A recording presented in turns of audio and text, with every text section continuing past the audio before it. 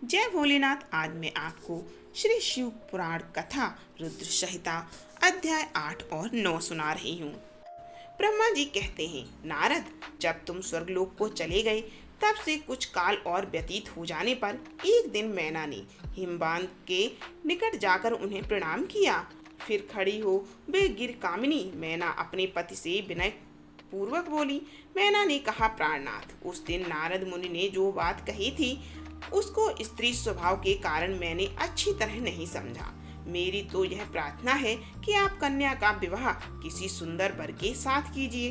वह विवाह सर्वथा अपूर्व सुख देने वाला होगा। गिरजा का वर शुभ लक्षणों से संपन्न और कुलीन होना चाहिए।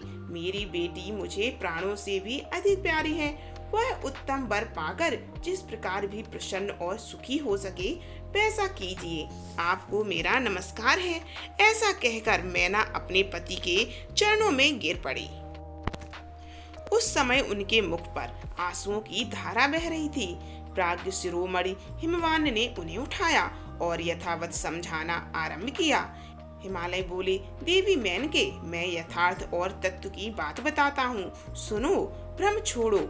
मुनि की बात कभी झूठी नहीं हो सकती। यदि बेटी पर तुम्हें स्नेह है तो उसे सादर शिक्षा दो कि वह भक्ति पूर्वक सुस्थिर चित्त से भगवान शंकर के लिए तप करे। मेनके, यदि भगवान शिव प्रसन्न होकर काली का प्राण ग्रहण कर लेते हैं तो सब शुभ ही होगा। नारद जी का बताया हुआ अमंगल या अशुभ नष्ट हो जाएगा। शिव के समीप सारे अमंगल सदा मंगल रूप हो जाते हैं। इसीलिए तुम पुत्री को शिव की प्राप्ति के लिए तपस्या करने की शीघ्र शिक्षा दो। ब्रह्मा जी कहते हैं, नारद हिमवान की बात सुनकर मैना को बड़ी प्रसन्नता हुई। वे तपस्या में रुचि उत्पन्न करने के लिए पुत्री को उपदेश देने के निमित्त उसके पास गईं, परंतु बेटी के सुकुमार अंग पर दृष्टिपात करके मैना के मन में बड़ी व्यथा हुई। उनके दोनों नेत्रों में तुरंत आंसू भर आए। फिर तो गिर प्रिया मैना में अपनी पुत्री को उपदेश देने की शक्ति नहीं रह गई और माता की उस चेष्टा को पार्वती जी शीघ्र ही ताड़ गईं। तब वे सर्वज्ञ परमेश्वरी कालिका देवी माता को बार बार आश्वासन दे तुरंत बोली। पार्वती ने कहा, हो माँ, मेरी यह बात सुनो। आज पिछली रात्रि के समय ब्रह्म मुहूर्त में मैंने एक स्वप्न देखा है, उसे बताती हूँ। माताजी, स्वप्न में एक दयालु एवं तपस्वी ब्राह्मण ने मुझे शिव की प्रसन्नता के लिए उत्तम तपस्या करने का प्रसन्नता पूर्वक उपदेश दिया है। नारद यह सुनकर मेनका ने शीघ्र अपने पति को बुलाया और पुत्री के देखे हुए स्वप्न को पूर्णता कह सुनाया। मैना के मुख से पुत्री के स्वप्न को सुनकर गिरिराज हिमालय बड़े प्रसन्न हुए और अपनी प्रिय पत्नी को समझाते हुए बोले। गिरिराज ने कहा, प्रिय, पिछली रात में मैंने भी एक स्वप्न देखा है। मैं आदर पूर्वक उसे बताता हूँ, तुम प्रेम पूर्वक उसे सुनो। एक बड़े उत्तम तपस्वी थे। नारद जी ने वर के जैसे लक्षण बताए थे। उन्हीं लक्षणों से युक्त शरीर को उन्होंने धारण कर रखा था।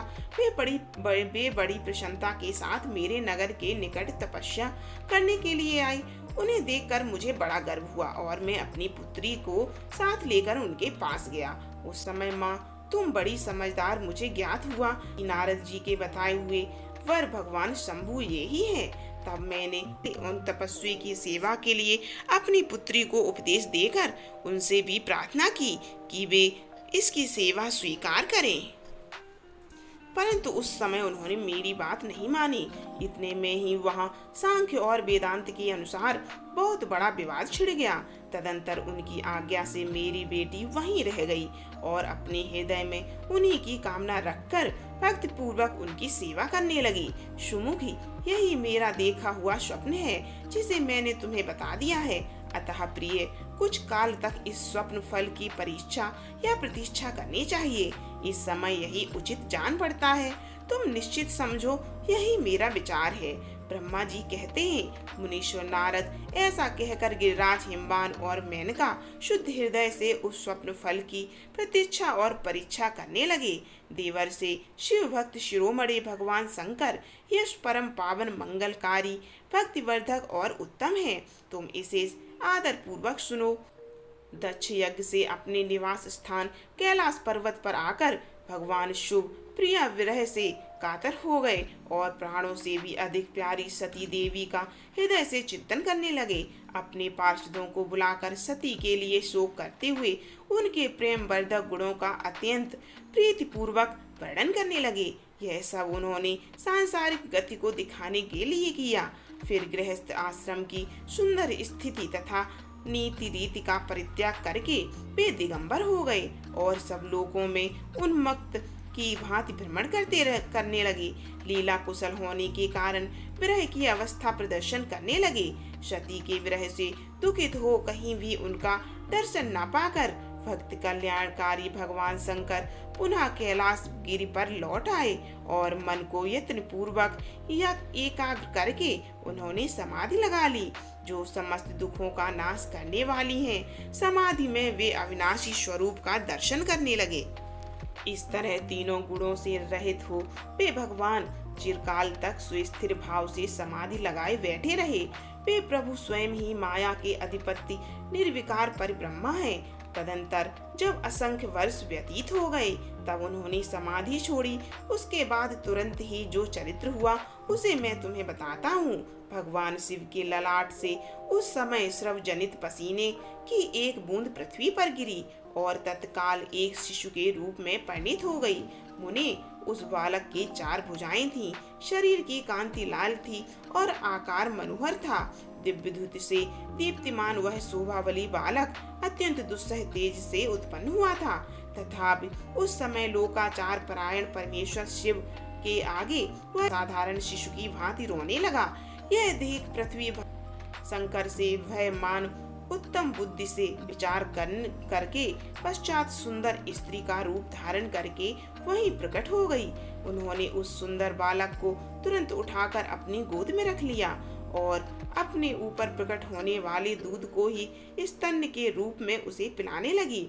उन्होंने स्नेह से उसका मुंह चूमा, हंस हंस कर उसे खिलाने लगी।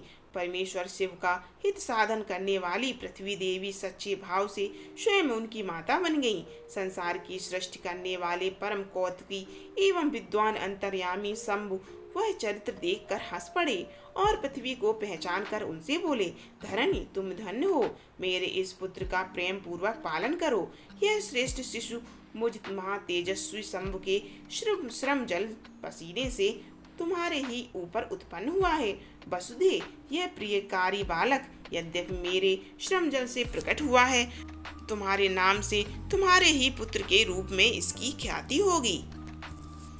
यह सदा त्रिविध तापों से रहित होगा, अत्यंत गुणवान और भूमि देने वाला होगा। यह मुझे भी सुख प्रदान करेगा। तुम इसे अपनी रुचि के अनुसार ग्रहण करो। ब्रह्मा जी कहते हैं, नारद ऐसा कहकर भगवान शिव चुप हो गए। उनके हृदय से विरह प्रभाव कुछ कम हो गया। उनमें विरह क्या था, वे लोकाचार का पालन कर रहे थे। वास्तव में सत्पुरुषों के प्रिय श्री रुद्रदेव निर्विकार परमात्मा ही हैं। शिव की उपरोक्त आज्ञा को सिरोधार करके पुत्र सहित पृथ्वी देवी शीघ्र ही अपने स्थान को चली गईं। उन्हें अत्यंतिक सुख मिला। वह बालक भौम नाम से प्रसिद्ध हो युवा होने पर तुरंत काशी चला गया और वहां उसने दीर्घ काल तक भगवान शंकर की सेवा की। विश्वनाथ जी की कृपा से ग्रह की पदवी पाकर वे भूमि कुमार शीघ्र ही श्रेष्ठ एवं दिव्य लोक में चले गए, जो शुक्र लोक से परे हैं। शिव पुराण का 8वां और 9वां अध्याय यही समाप्त होता है। अगली कथा सुनने के लिए चैनल को सब्सक्राइब कर लें, वीडियो को लाइक करें और कमेंट करके जरूर जाइएगा। फिर मिलते हैं अगली वीडियो में।